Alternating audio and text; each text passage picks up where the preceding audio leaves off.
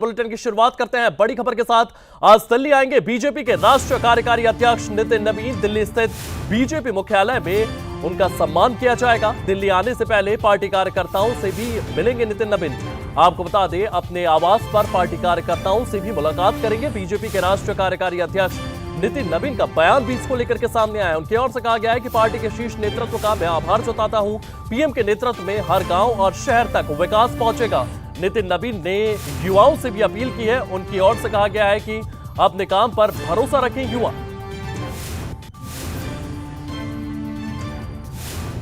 तो आज दिल्ली आएंगे बीजेपी के राष्ट्रीय कार्यकारी अध्यक्ष नितिन नवीन।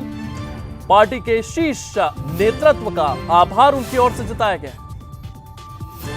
ये पटना एयरपोर्ट की तस्वीरें आप देख रहे हैं। पटना एयरपोर्ट से कुछ देर पहले भी निकले थे, उसकी तस्वीरें आप देख रहे हैं। पार्टी के शीर्ष नेताओं का आभार भी उनकी ओर से जताया गया है। और पटना से निकलते हुए ये तस्वीरें आप देख रहे हैं। पटना से दिल्ली के लिए रवाना हो गए हैं। दिल्ली में आएंगे, जहां पर उनका भव्य स्वागत किया जाएगा। पार्टी कार्यालय पर इसको लेकर के तैयारियां देखने को मिल रही है।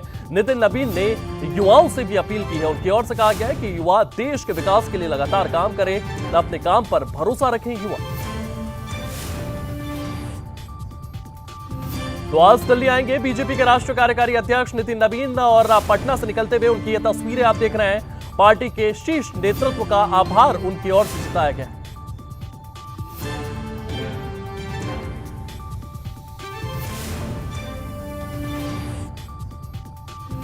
तो नितिन नवीन ने युवाओं से भी अपील की है। आपको बता दें, बीजेपी के कार्यकारी राष्ट्रीय अध्यक्ष बनाए गए हैं नितिन नवीन। आज दिल्ली आएंगे बीजेपी के। आशीर्वाद दिया कि मैं कार्यकर्ताओं के साथ काम को सीखते हुए हम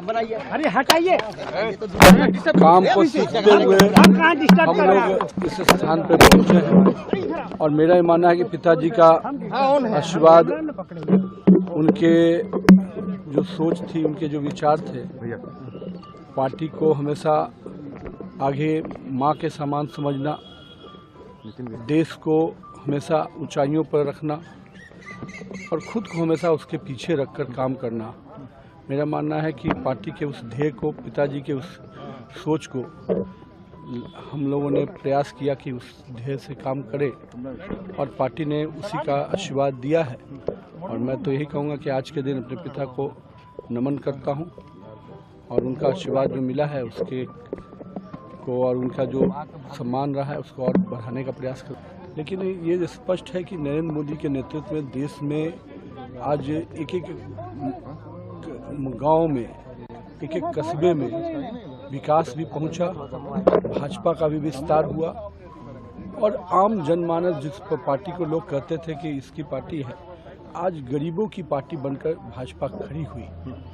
कोई ऐसा वर्ग नहीं है जिसको भाजपा ने, एनडीए गठबंधन ने विकास की योजनाओं से छुआ नहीं। जो हमारे विचार शख्सियत रहे, दीनदयाल जी, श्यामा प्रसाद मुखर्जी जी, उन्होंने जिस प्रकार से अंत्योदय के बात को किया और विचार को आगे बढ़ाया, उस अंत्योदय को माननीय अटल बिहारी, हमारे श्रद्धेय अटल बिहारी वाजपेयी जी ने आगे बढ़ाया और फिर हमारे नेता नरेंद्र मोदी जी ने हर गांव और कस्बे तक अंत्योदय के उस संकल्प को आगे बढ़ाया।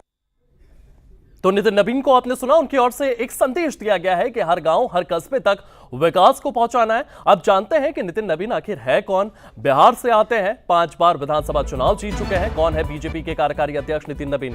कायस्थ समुदाय से आते हैं नितिन नवीन। इसी के साथ आपको बता दें, जिम्मेदारी संभालने वाले बीजेपी के इतिहास के सबसे कम उम्र के नेता हैं। वहीं अगर बात करें तो अभी 45 साल के हैं नितिन नवीन। तो सबसे कम उम्र के नेता माने जा रहे हैं जिन्होंने कार्यकारी राष्ट्रीय अध्यक्ष का पद मिला है। छात्र संघ से राजनीति की शुरुआत उनकी ओर से की गई थी। इसी के साथ अगर बात करें तो बीजेपी युवा मोर्चा के राष्ट्रीय महामंत्री रह चुके हैं नितिन नवीन। बीजेपी के युवा मोर्चे में भी उनकी ओर से काम किया गया है। छत्तीसगढ़ में युवा मोर्चे के प्रभारी के रूप में भी उनकी ओर से काम किया गया है। छत्तीसगढ़ में बीजेपी को जो विशाल जीत मिली थी उसमें इनका अहम योगदान था। बिहार में 5 बार विधायक रह चुके हैं नितिन नवीन। तो बिहार की सियासत में भी घुले मिले हैं, 5 बार से विधायक रहे हैं। राज्य सरकार में मंत्री के तौर पर काम करने का अनुभव है। वहीं अगर बात करें तो बेदाग छवि के नेता है नितिन नवीन। तो ये तमाम उनकी खासियत है। और ज्यादा जानकारी के लिए हमारे साथ हमारे सहयोगी देवांश जुड़ चुके हैं। देवांश, बीजेपी हमेशा से इस तरीके के फैसले लेने के लिए जानी जाती है, चाहे मध्य प्रदेश के सीएम को देखें, चाहे राजस्थान के सीएम को देखें, और अब राष्ट्रीय कार्यकारी अध्यक्ष के रूप में नितिन नवीन का यह फैसला। जी बिल्कुल आयुष, देखिए अगर बात करी जाए भारतीय जनता पार्टी की, तो भारतीय जनता पार्टी को हम सरप्राइज पार्टी के नाम से भी जानते हैं, चूंकि भारतीय जनता पार्टी जो नेता को चुनती है उसके बारे में किसी ने कभी सोचा भी नहीं होता। ठीक वैसा ही कुछ हमें यहाँ पे भी देखने को मिला, चूंकि राष्ट्रीय कार्यकारी अध्यक्ष नए अब नितिन नवीन के रूप में हमें देखने को मिलेंगे। जेपी नड्डा की जगह पार्टी ने एक बड़ी जिम्मेदारी नितिन नवीन को सौंपी है, और 45 वर्ष की उम्र में ये बड़ी जिम्मेदारी, नितिन नवीन वो पहले शख्स हैं जो इतनी कम उम्र में यहाँ पर इतनी बड़ी पार्टी की भागदौड़ संभालने। चूंकि आयुष, ये कहीं ना कहीं एक बड़ी सोची समझी रणनीति बीजेपी की कही जा सकती है, चूंकि कायस्थ समुदाय से आने वाले नितिन नवीन कहीं ना कहीं पार्टी के प्रमुख वोटर्स का जो भरोसा है वो अपने पास बनाने के लिए बीजेपी की ये सोची समझी रणनीति कही जा सकती है। चूंकि कायस्थ वोटर्स बीजेपी पार्टी के हमेशा से प्रमुख वोटर्स रहे, तो वहीं कहीं ना कहीं उनका भरोसा जीतने के लिए ये एक नई रणनीति। जी, इसी के साथ साथ अगर बात की जाए तो किसी ने भी सोचा भी नहीं था, उनकी ओर से भी ये कहा गया था कि सम्राट चौधरी के साथ मैं पार्टी ऑफिस मिलने गया था, अचानक से ऐलान होता है उनके नाम का। और किस तरीके से उनके इस ऐलान को आप देख रहे हैं, जेपी नड्डा के पास काफी बड़ी जिम्मेदारी थी और जेपी नड्डा ने अपनी पूरी जिम्मेदारी है वो अच्छे से निभाई है। नितिन नवीन को आप इस रोल में किस तरीके से देख रहे हैं और किस तरीके से उन्हें लगातार पार्टी का समर्थन भी मिल रहा है? पीएम मोदी की ओर से, गृह मंत्री की ओर से भी उन्हें बधाइयां दी गई है। जी बिल्कुल आयुष, देखिए बात करी जाए अगर जेपी नड्डा की, तो जिस तरीके से अमित शाह के बाद जेपी नड्डा को एक बहुत महत्वपूर्ण जिम्मेदारी सौंपी गई थी, तो वही जिम्मेदारी अब नितिन नवीन के कंधों पे सौंपी गई है। चूंकि कुछ बड़े फैक्टर्स हैं जो कि नितिन नवीन के साथ इस जिम्मेदारी पे आते हैं। सबसे पहले अगर बात करी जाए भविष्य की लीडरशिप, चूंकि भारतीय जनता पार्टी भविष्य की लीडरशिप को देखते हुए चल रही है, तो इसकी जिम्मेदारी नितिन नवीन से अच्छी कोई और संभाल नहीं सकता। चूंकि कार्यकर्ताओं में एक नया जोश यहां पर भर दिया है बीजेपी ने। साफ तौर पर सीधा सीधा संदेश ये दिया गया है कि अगर भारतीय जनता पार्टी के साथ लगन और मेहनत से कोई भी कार्यकर्ता अपना काम करता है, तो वो पार्टी की बड़ी जिम्मेदारियां संभाल सकता है। तो भविष्य की लीडरशिप का एक बड़ा मैसेज। उसी के साथ साथ अगर बात करी जाए जातिगत समीकरण की, तो सीधे सीधे कायस्थ समुदाय की, जिस तरीके से अभी हमने बात करी थी, कायस्थ समुदाय से आने वाले नितिन नवीन पार्टी के प्रमुख वोटर्स जो है उनका भरोसा जीतने के लिए काफी है, और वो भरोसा बनाए रखने के लिए नितिन नवीन का चेहरा चुना गया है। और अब यह देखने वाली बात होगी कि चूंकि जो अगर मेरे अनुमान की बात करी जाए, तो 14 जनवरी के बाद एक औपचारिक ऐलान और हो सकता है कि नितिन नवीन पार्टी के राष्ट्रीय अध्यक्ष बन सकते हैं। चूंकि इसी के पहले अगर बात करी जाए कि जिस तरीके से अमित शाह के बाद जेपी नड्डा को यह जिम्मेदारी सौंपी गई, तो अब केवल एक औपचारिक ऐलान बाकी है। जी, इसी के साथ साथ अगर बात की जाए तो ये बड़ा ऐलान भी है,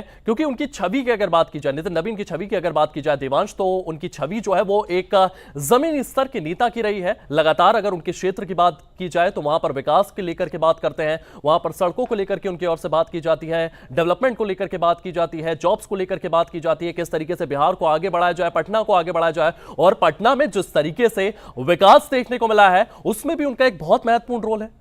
आज बिल्कुल देखिए आयुष, बिहार की नीतीश सरकार में मंत्री नितिन नवीन की जो छवि है वो बेदाग छवि कही जाती है। चूंकि जिस तरीके से अगर नितिन नवीन की छवि की अगर हम बात कर ले, जिस तरीके से यहाँ पे भारतीय जनता पार्टी ने नितिन नवीन के ऊपर दाव खेला है, कहीं ना कहीं इसको दाव नहीं सोची समझी रणनीति कहा जाएगा। और जिस तरीके से यहाँ पे एक बड़ी जिम्मेदारी संभाली, तो वो अपने आप में काफी ज्यादा महत्वपूर्ण हो जाती है। अगर यहाँ पे बात करी जाए नितिन नवीन की, तो नितिन नवीन की जो छवि है वो सबका साथ सबका विकास वाली छवि। चूंकि भारतीय जनता पार्टी की अगर हम टैगलाइन की बात करें, तो सबका साथ सबका विकास भारतीय जनता पार्टी की टैगलाइन। और नितिन नवीन की जो छवि है वो सबका साथ, ये सबका साथ लेकर के चलते नितिन नवीन। चूंकि बिहार में जो कहीं ना कहीं जो डेवलपमेंट हमने तेजी से देखा, जिस हर क्षेत्र में यहां पर बिहार में डेवलपमेंट देखा, तो नितिन नवीन एक ऐसा चेहरा था जो हर वक्त जनता को अपने साथ लेकर के चलता था, वोटर्स को अपने साथ लेकर के चलता था, जनता की परेशानियों को सुन के उनका निवारण भी करता था। तो इसके साथ साथ ये बड़ी जिम्मेदारी नितिन नवीन के कंधों पर। जी, इसी के साथ साथ देवांश अगर बात की जाए तो एक विकास की थिंकिंग है, विकास की सोच को लेकर के आगे भी चलते हैं। वहीं अगर बात की जाए तो डिप्लोमेटिकली भी काफी सुलझे हुए व्यक्ति माने जाते हैं। आसपास के नेताओं से उनके हमेशा से मधुर संबंध रहते हैं। चाहे जेडीयू की बात की जाए, जेडीयू के नेताओं से भी उनकी अच्छी बातचीत है। तो कहीं ना कहीं इस लिहाज से भी उनका सिलेक्शन जो है वो काफी महत्वपूर्ण हो जाता है। हाँ जी बिल्कुल भाई, देखिए अगर नितिन नवीन की बात करी जाए, तो हालांकि इनको राजनीति विरासत में जरूर मिली थी, लेकिन जिस तरीके से इन्होंने अपने राजनीतिक करियर को उभारा है, अगर बात करी जाए एबीवीपी से इन्होंने अपने करियर की शुरुआत करी थी, उस वक्त से ही नितिन नवीन एक ऐसा चेहरा था जो संबंध बनाने में काफी आगे चलते थे। और यही एक कहीं ना कहीं मुख्य कारण हो सकता है कि बीजेपी ने एक बड़ी जिम्मेदारी, पार्टी की एक बागडोर जो है वो नितिन नवीन के हाथ में सौंप दी है सीधे सीधे तरीके से। चूंकि नितिन नवीन, जिस तरीके से अभी आपने बताया कि जेडीयू के जो शीर्ष नेता हैं उनके साथ भी कहीं ना कहीं अच्छे संबंध बना के चलते थे, तमाम नेताओं के साथ अच्छे संबंध बना के नितिन नवीन चलते थे। चूंकि जिस तरीके से अभी हमने बताया कि एक बेदाग छवि होना, चूंकि विपक्ष कहीं ना कहीं कारण ढूंढता है तमाम तरीके के सवाल खड़े करने के लिए, नेता को सवालों के कटघरे में खड़ा करने के लिए, नितिन नवीन जिस तरीके से यहां पर चुने गए हैं, काफी सरप्राइजिंग ये फैसला बीजेपी का मैं कहना चाहूंगा। लेकिन जिस तरीके से अभी हमने आपको बताया कि बीजेपी को हम जानते ही सरप्राइज पार्टी के नाम से। जी देवांश, तमाम जानकारी के लिए आपका बहुत बहुत धन्यवाद। तो नितिन